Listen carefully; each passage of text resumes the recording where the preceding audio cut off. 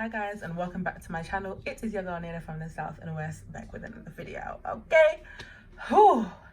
Had to film that intro like 100 times. Bloody hell, it's not even that good. It's getting cold, different house, getting close, looking for babe.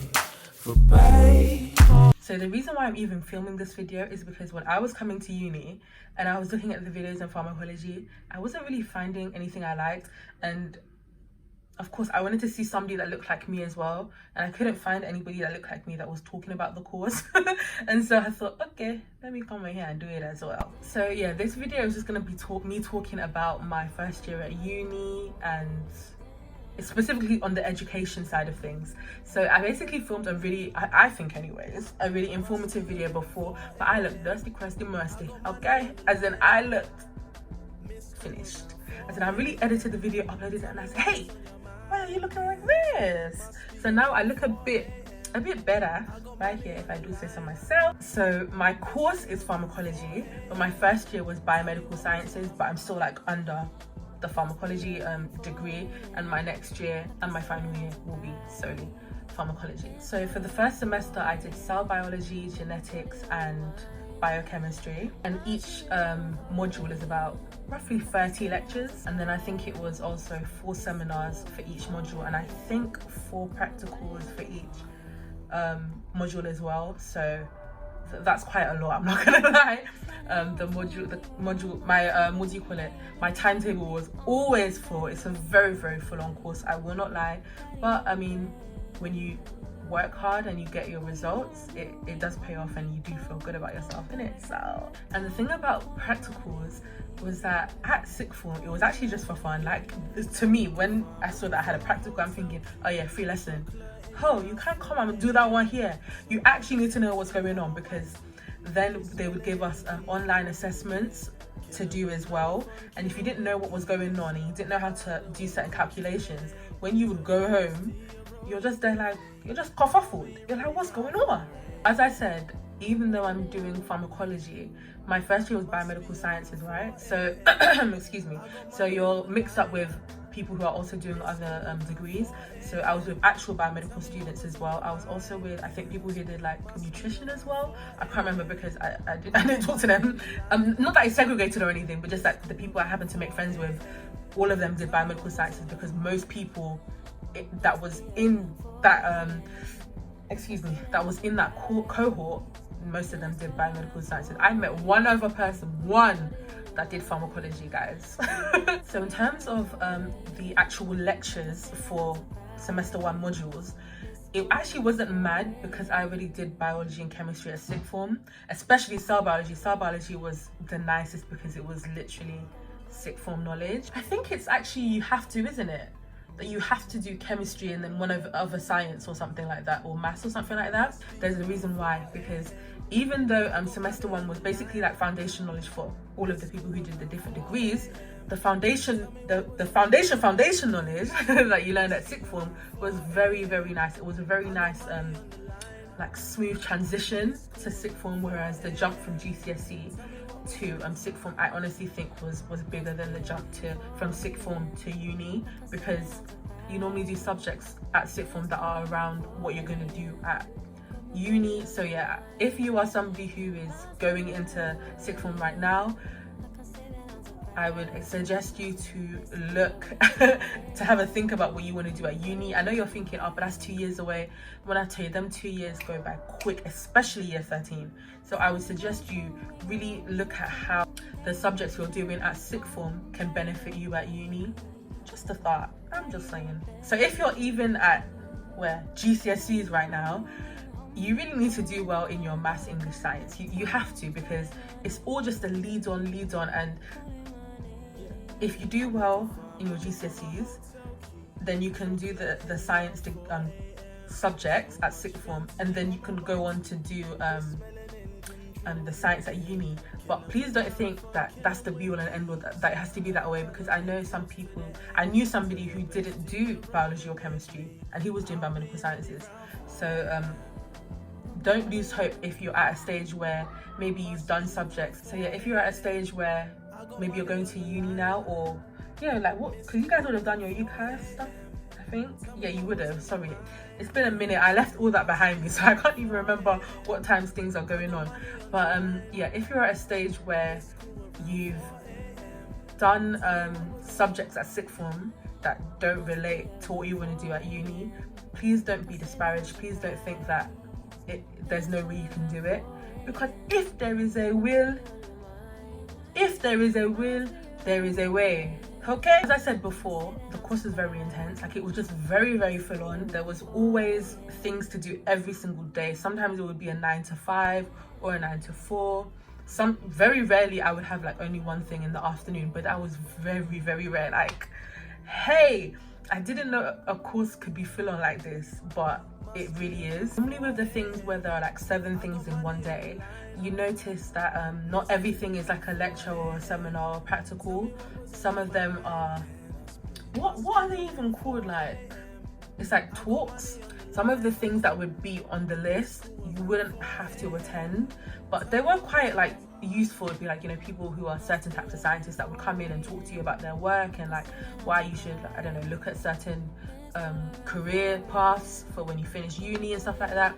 So yeah, it could be quite useful, but I never used to attend them. I was so tired. Like, I was so tired. I'd be so knackered. I'd be like, I can't go to this one. Or if they would have it like in the middle of the day, I'd be like, you know what, the day is finished.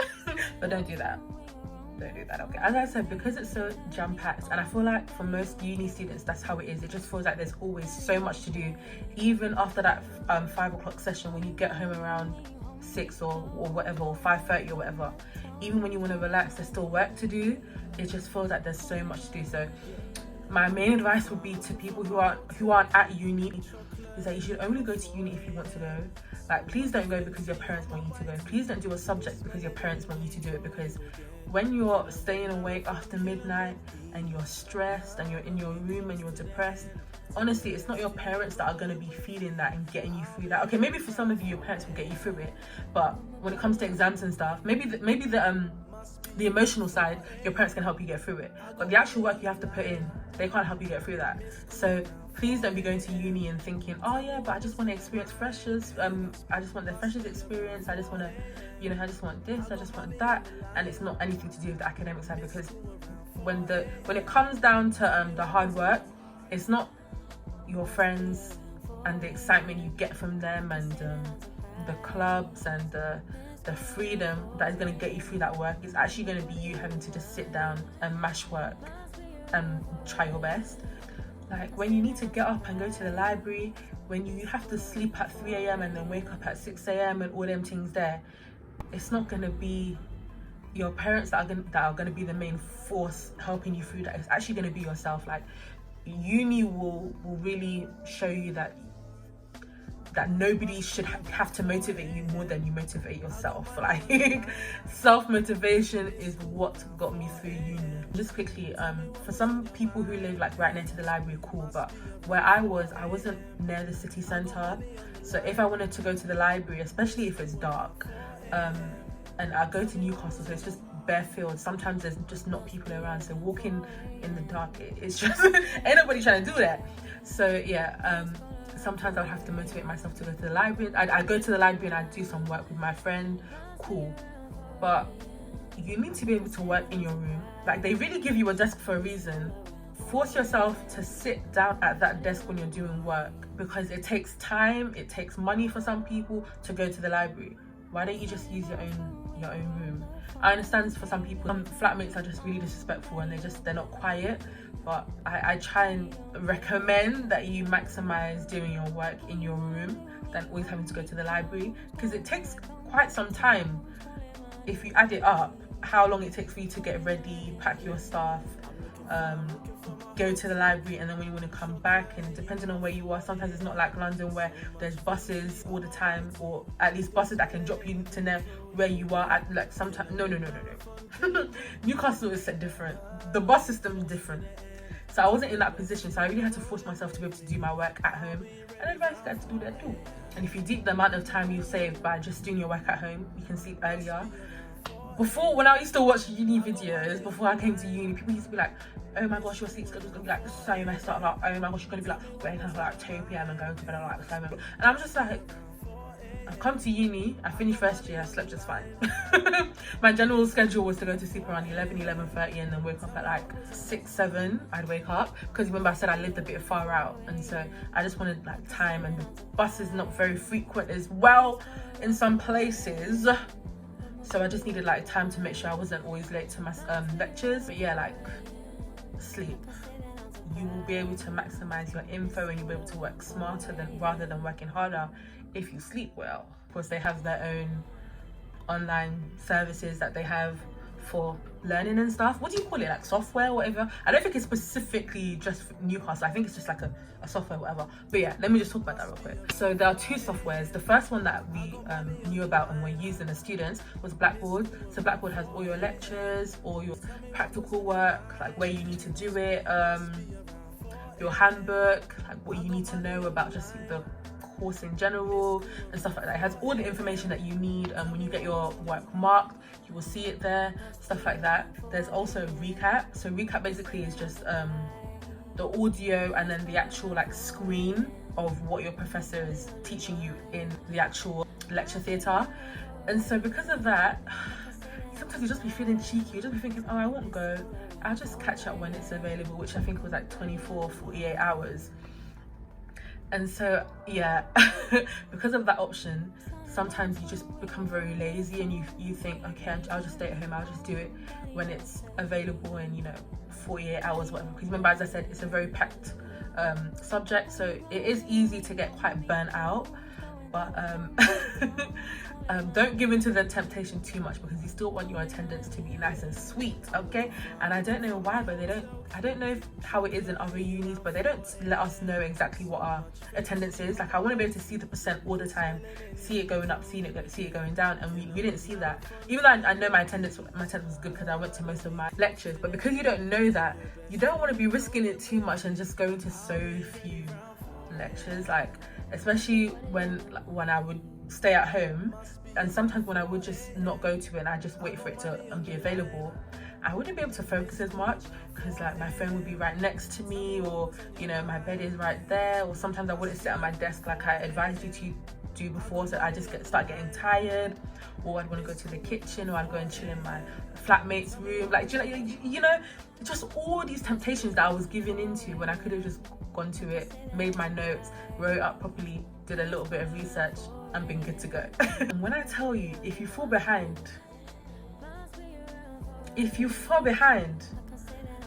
I don't know who will save you. I don't know. It's so easy to fall behind, and you actually be like, oh my gosh, I still haven't written up all my notes. I'm not going to be able to enjoy my holiday because I'm not just revising. I also have to go through all the notes, go through all the things I missed. Like, it just becomes too much. Like, just do all the work in the early stages so that when you're at a stage where you want to rest, you can actually rest. Because sometimes I would finish much earlier on days when I had like 5 to 7 things or 4 to 7 things. I'd be like, okay, from 7 to 9, I'll do as much work as I can, 7 to 9, rather than just making it like, okay, when I get home, I'll just do 1 hour. I feel like when you set that mini deadline, it lets you know, okay, no, this needs to be done now. Okay, so setting mini deadlines as well is just a way to really keep track of your work. I would have times when, this one would pain me. I would have times when I would do my assessment work, but I'd be like, okay, I'm gonna come back to this. But I didn't set it as like a deadline that I must come back to this by tomorrow 3 p.m. or maybe it's due the next day for that 1 p.m. deadline or whatever. So I wouldn't set the deadline, right? Hey, the thing, I've now forgotten about it completely, and I'm thinking, oh, I handed it in. No, I didn't hand it in. I just did the work and I didn't submit it. So imagine I did all the calculations, everything, and I didn't submit it. I'll get an email from from school showing who's done their work or not, and it's shown by your student number, not your name, of course, and you just have like a tick or an X. When I say I saw that X, when I tell you my heart dropped, I was in so much pain that I did not hand it in. I didn't make that mistake again, guys. So setting them deadlines will help you keep it in your mind that it needs to be done by this time, rather than just being like, oh yeah, I'll do it. I'll do it then, I'll do it. No. A lot of my stuff is still at uni, so my practical handbook and my seminar handbook I don't have with me, but I'll insert like a little clip somewhere to show you like the size difference. The seminar book is very, very small, practical book is really, really big. Makes sense. So with my seminar leaders, none of them were my actual teachers, my like main like lecturers, shall I say. I think the seminars are so important because they add like context and they really show you the sort of questions you could get. And they also especially one specific seminar leader, he was so good at explaining things. I feel like, yeah, normal lecturers, they just kind of give you the basics and they want you to work it out yourself, whereas at seminars you can ask a lot of questions and they answer it really in depth.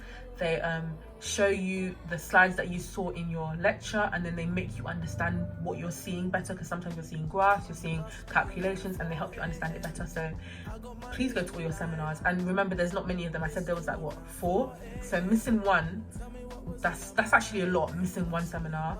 The only thing I didn't like about seminars was that I normally didn't know anybody in the class, so it was quite uncomfortable because it's like I have to be talking to these people that I don't want to talk to. But we're adults, we can work, it's okay. Especially, you know, when you're the only melanated queen, you're the only black person there, and it's like for the end of semester 1, so we have to do our module exams, cool. We also had to do a practical assessment. This one wasn't even that hard, but I was just being like, you know, when you're just a bit shaky and you're just making like little mistakes. Like, I made a big mistake, but ain't nobody saw that. But yeah, you have to pass that. You just get like stamped or whatever, and then you need that to progress into semester 2. But I mean, it wasn't even that hard. It was like making solutions, weighing things, I think a calculation. You know, those kinds of like basic things that you need to be a scientist. Like, you can't work in the lab without knowing how to make a solution, can you? Or can you? I had 3 exams, of course, because I had 3 modules. Yeah, and the format in which we did the exams, I've never done it like that before, so I was a bit kerfuffled, but of course it was okay. So you know when you have like a booklet of questions, and then you have like a paper, I think it was like a red paper, and then loads of like dashes, and then you just like A's and B's and C's, D's or something, and then you just like draw lines for whichever letter, and it had to be in like pencil. And I was thinking, you guys didn't even tell us these things. I had a pencil on me, but I was just feeling like I didn't know about this. And for me, genetics was the hardest. Even at sixth form, I didn't like genetics. So I already came in knowing, hey, genetics, I already know it's gonna be a madness. And it was. The exam, hey. I did well, surprisingly, but I didn't feel good when I was reading the questions. I was just thinking, oh my gosh, what is this one now? Hey, you know when you've just struggled on one question, you finally got in through it, and then the next one is even madder. When I was doing the questions, some of the things I'm thinking, where we even taught this? Because I don't know why, but these lecturers, they want to tell you like the bare minimum that you need to know. Like, they don't want to help you, and then you go to the question, and then you'll just be seeing pathogens that you've never ever heard of before. And I was just thinking, when did we learn about this? When? That's why outside research is just so important. The recommended books that I would borrow from the library, because I don't think there's any need to buy them. I'm happy I didn't buy them because they were not worthy of being bought. I would just go to the library and I just borrow them for quite a while. The recommended books, I didn't really find them helpful. I didn't think they helped me at all. I learned more from Google and looking through papers as well. NCBI, I think it's called, yeah. Even though NCBI can be a bit stressful, you know, just going through. But it'd still be nice to look through it in it just to see, because you never know which books can be helpful and which books aren't. And another thing I didn't like, I'm not sure if like all lecturers do this, or maybe they just advise lecturers at Newcastle you need to do it, because I feel like all of my lecturers did it, but they would add information that you didn't need, and it's kind of hard to decipher between what you need and what you didn't, because it's all just on the slides anyhow. And so some of the things I've been noting down, I'd be like, wait, we don't actually need this. Like, it's not in the handbook. I've never seen it in a question. There are no practicals or seminars that ever include it, so we don't need to know it. But they just put it there, I guess, just for context to make it make more sense. But it'd be nice if like they let you know that. Sometimes some lecturers will say, okay, this you don't need to know, that you don't need to know. But some of them won't, and you'll just have to use your common sense and see what actually ever comes up and what doesn't. And I don't like that. Like, it's hard enough you're giving us the bare minimum of knowledge in the first place. When you could be giving us more knowledge, you're now adding things that we don't need to know. I didn't like that. So as you just saw in that clip, you basically saw like the little layout on the Blackboard app of the way my courses look for both semesters, for the year basically. So semester 2, the subjects I'll just put on the screen because I can't even remember. All I can remember is pharmacology. But yeah, at the point where I had made the previous video, I hadn't done semester 2. I had just finished with semester 1. So I've already done semester 2, but I feel like the concepts are still the same. It's just the actual knowledge that is different. But exams, exams of course we had to do it online because of COVID. But yeah, the concept is still the same, roughly the same amount of lectures and whatnot, so I can't really go into semester 2 too much. The same pros and the same cons, okay? Yeah, basically that's the video done. I'm sorry it's so disjointed. It's because I literally just could not remember what I did for semester 1, and so I had to keep on like watching my previous video to like see what I was even talking about and see how I even felt at that time. Some of the emotions I still felt and I still understand, okay? But yeah, that is the video basically done. I hope it's been informative. It's been so long since semester 1 happened. It feels like it was a lifetime ago, and so I can't actually remember some of the stuff, so I had to like watch my previous video that I did where I was like in Dusty Question Mercy to help me out. But yeah, I hope it helped, and I will see you in the next one. Bye.